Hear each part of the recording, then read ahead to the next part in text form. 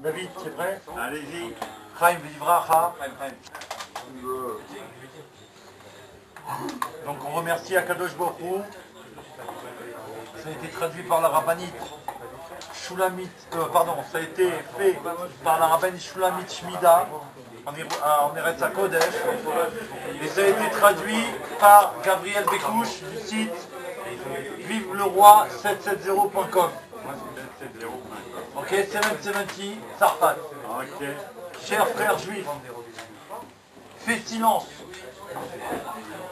et écoute les choses qui émanent du cœur, car elles sont dans son âme. La chassidoute est la profondeur de la Torah. Le livre du Tanya est la Torah écrite de la chassidoute. Et les dissertations et discours de nos maîtres et princes sont la Torah orale de la chassidoute. Nous sommes aujourd'hui la dernière génération de l'exil et la première génération de la délivrance. La délivrance amitié de l'Ashlema. C'est-à-dire parfaite et définitive, complète. Et les dissertations et discours de nos maîtres et princes sont la Torah orale de la chassidoute. Nous sommes aujourd'hui la dernière génération de l'exil et la première génération de la délivrance, c'est-à-dire la génération du talon de Mashiach.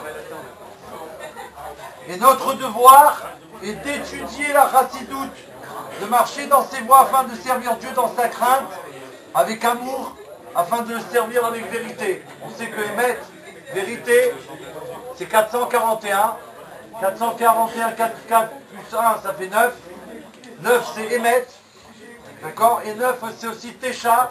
9, c'est Tesha en hébreu, Tafshin, Aïn, comme l'année. Et Tesha, c'est 770.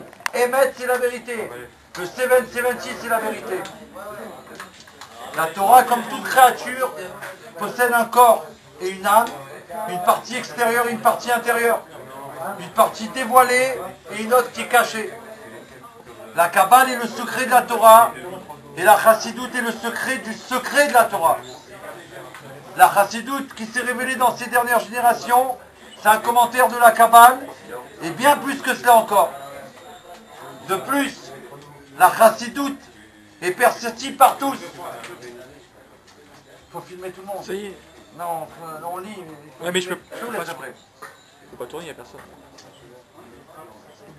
De plus, la chassidoute intellectuelle et sentimentale de chacun. La chassidoute dont le sujet est la divinité, elle nous prépare à la délivrance. La chassidoute qu'on étudie, c'est pour se préparer à la Géoula. Amitié de vache les mains. Dont le sujet, c'est quoi? Le dévoilement de la divinité. Comme c'est écrit à la fin des lois des rois de Maïmonide. En ce temps-là, le monde ne s'occupera plus que de connaître Dieu uniquement. On voit aujourd'hui dans tous les sites, on peut aller et on peut s'occuper de Dieu tout le temps maintenant. On n'a plus besoin d'un maître, tout seul on peut apprendre. La chassidoute est un avant-goût et une préparation à l'enseignement du Mashiach lui-même. Et ceux qui goûtent, ils ont le mérite de vivre, parce qu'on goûte à la vie.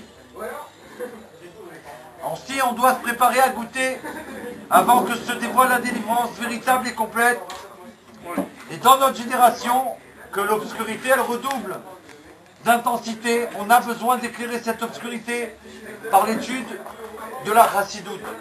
Quand on étudie, c'est comme si on met une lumière, mais une lumière pas comme il y a dans le monde. C'est la lumière qui est liée avec le luminaire, cette lumière que Dieu, il a cachée pour les tzadikim, qu'il a mis au début du monde et qu'il a cachée. Cette lumière-là, quand on l'étudie, c'est comme si on fait un branchement. Et elle éclaire le monde. Elle est unique. Elle est branchée avec la Géoula Mishla Shlema. Comme c'est connu, le montre l'histoire, le Baal Shem Tov Akadosh, dont l'âme s'est élevée et elle est arrivée jusqu'au palais du Mashiach. Et qu'est-ce qu'il lui a demandé au Mashiach? Tout de suite, il n'a pas demandé si on veut du Lechaïm en plus. Il a dit directement le Baal Shem Tov, maître. Quand il a vu Mashiach, le rabbi, il lui a dit, maître, quand viendras-tu? Quand viendras-tu au Fabrigen? Voilà, ils sont venus, bon, quand viendras-tu? Le Mashiach lui a répondu, lorsque tes sources répondront à l'extérieur.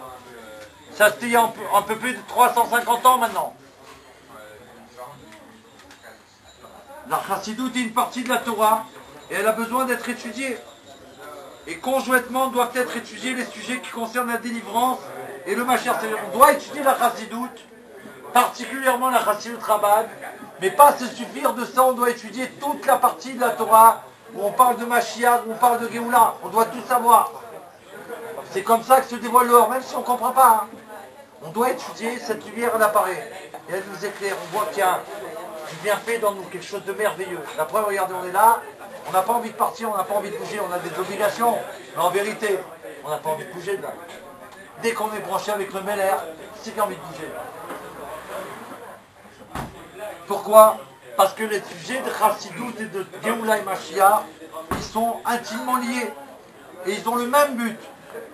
De la même façon que le premier sauveur, Moshe Rabbeinu, il nous a sortis d'Égypte, il a été celui qui nous a donné la Torah.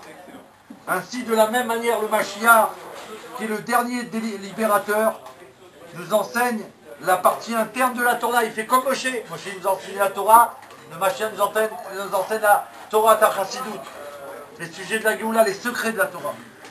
Et c'est connu que dans chaque génération, il y a un homme, un tzaddik, un juste, qui soutient le monde entier. Un prince de la génération, un nasi, c'est un prince, qui est le Mashiach de la génération. C'est le Moshe de notre génération. Car il n'y a pas de génération, qu'il n'y a pas un homme qui est comme Moshe. Il n'y a jamais eu comme ça. Donc dans chaque génération, il y a un homme. Dans notre génération, c'est clair, le Nasi adore, jusqu'à aujourd'hui, pour l'éternité, c'est le Rabbi, Melech HaMashiach. Le Rabbi il a expliqué que les 7 rabbis de Chabad sont nos maîtres et nos princes. Et lui-même, il est le septième depuis l'Admour HaZaken. Le septième, c'est le... Le 7e, c'est le chéri d'Hachem. Et nous, on est la 7e génération. La 7e génération, la chérie d'Hachem. Et de la même façon que Moshe Rabbeinu est le 7e depuis Abraham Avinu. Il y a eu 7, le 7e c'est Moshe. Et depuis le premier rabbi, Chabad, l'Admour HaZaken, jusqu'au Melech HaMashiach, c'est le 7e. Et tous les 7e sont chéris. Il le dit. Ainsi dit le rabbi. Le rôle, donc il faut savoir, nous on est la 7e génération. C'est quoi notre rôle? Qu'est-ce qu'on a à faire dans ce monde? Le rôle de la 7e génération, c'est-à-dire le rôle du rabbi, et donc de tous ses enfants, est de faire descendre la présence divine dans le monde. Ça veut dire quoi? En clair, c'est de sauver le peuple juif. Il faut savoir qu'en agissant, comme le rabbi nous demande, c'est de sauver le peuple juif. Sauver le peuple juif, vous savez, aujourd'hui on entend des misères partout. On ne sait pas quoi faire, on essaye d'aider. Les textos, on n'arrive plus à gérer. Non mais avant c'était oral, maintenant c'est envoyé en texto. Voilà, en texto. Mais quoi, David, je te ça supplie, ouais. et je vous en supplie, ouais. on ne peut plus. On peut Trois plus fois, gérer. trois fois. La seule solution, c'est Trois Mashiach. fois dans le texto. Non mais c'est nouveau là, c'est un nouveau phénomène la vérité, depuis qu'on est en train Parce que chacun il ne sait plus quoi faire, il envoie à son voisin. Ne cassez pas la chaîne. Donc nous, qu'est-ce qu'on doit faire? C'est bien qu'on ne casse pas la chaîne. Mais nous, on doit tout faire pour révéler Mashiach parce que c'est ça qui va sauver le peuple juif. Et cette année, elle est unique, elle est féerique. Parce que cette année, elle est spéciale, on ne peut pas louper. Chaque seconde de cette année, chaque jour qui passe, c'est 770. On ne peut pas le louper, Chas v'Shalom. Est-ce que j'ai fait quelque chose aujourd'hui pour Mashiach?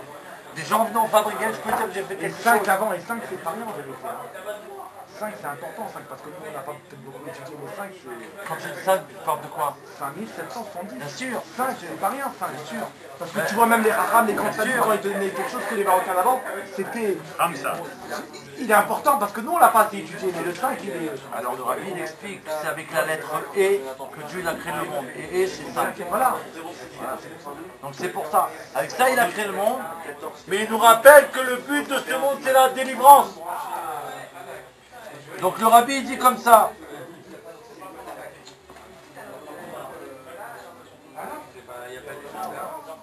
Le rabbi il explique. Écoutez bien. Ce que le rabbi il dit.